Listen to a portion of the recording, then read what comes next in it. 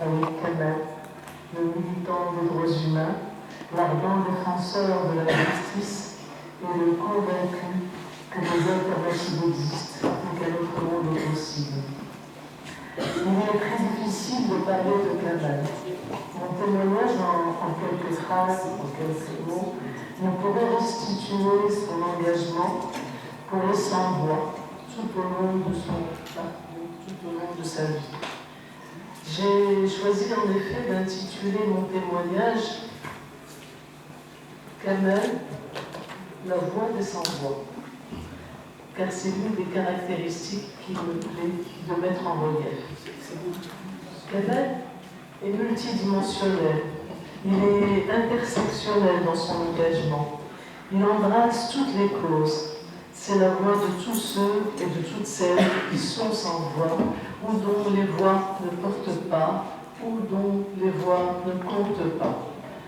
Citer tous ces combats est impossible.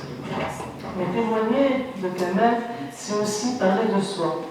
J'ai fait un bout de chemin avec Kamal dans la dynamique de création d'abord de l'espace associatif, et puis celle du Forum des alternatives, et puis celle de l'IFAD. J'étais à l'époque mobilisée pour la cause des droits des femmes et cherchais à élargir mon combat pour l'égalité entre les sexes dans la dynamique globale de la construction démocratique.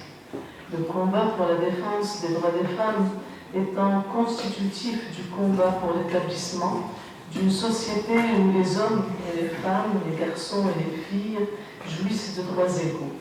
Et la dynamique de création de l'espace associatif permettait d'inscrire les enjeux de l'égalité entre les sexes parmi les piliers du fondement de cet espace associatif.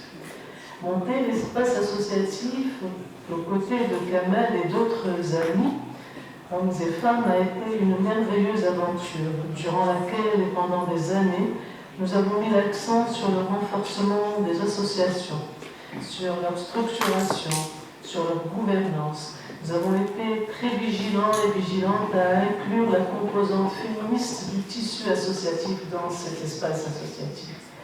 La conviction profonde de Kamal, et qui l'a accompagné tout au long de son parcours militant, est que le changement viendrait d'une société civile, droit humaniste, organisée, alerte et autonome.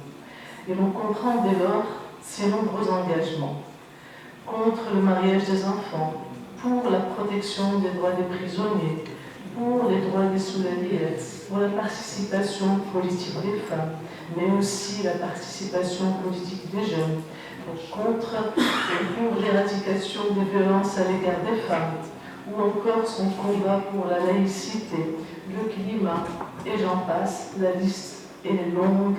Il a été presque de toutes les luttes et de toutes les fondations d'associations qui comptent aujourd'hui au Maroc.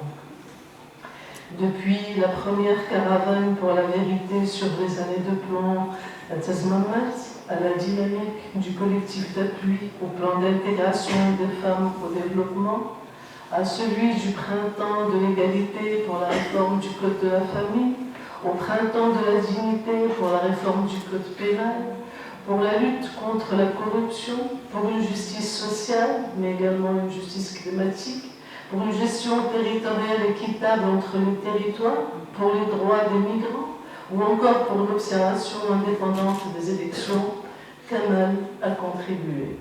Il a été et est toujours l'infatigable bâtisseur, le rassembleur, le généreux, l'humaniste, le solidaire, le profondément convaincu de la force de l'union. Il a apporté le mouvement alternatif au Maroc, mais aussi au Maghreb, et réussi à l'ancrer dans le mouvement mondial pour un autre monde. Il a cru, et croit toujours, que les peuples partagent les mêmes souffrances et peuvent tisser des liens. Il a été le passeur entre les dynamiques locales, territoriales et celles globales des résistances à la mondialisation. À Kamal, on doit l'aboutissement de lois, celles des associations ou encore de l'observation indépendante des élections, pour ne citer que ces deux exemples. Kamal, c'est aussi l'homme des positions courageuses, de la dénonciation, de la critique constructive.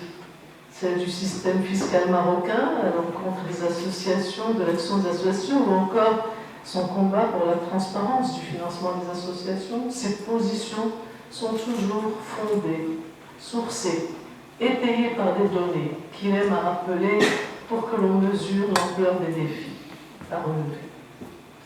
Kamel, c'est aussi le sage, l'homme du dialogue, le médiateur, le résolveur de conflits, celui vers qui l'on se tourne en temps de crise pour rapprocher les points de vue, réconcilier, apaiser. Je pense au soulèvement populaire du Hirak dans le Rif, pour ne citer que cet exemple. Militer auprès de Kamel a été une véritable école de formation pour moi. L'école de la sagesse, de la rigueur, de l'intégrité, de l'acceptation et du respect de la différence, l'école du souffle long, car il faut l'avoir pour garder la foi dans un autre monde des possibles. Merci Kamel. Nous te devons de croire encore que l'engagement associatif est noble. Au moment où les désespoirs nous prennent, tu nous donnes cet espoir que le changement finira par arriver. Merci.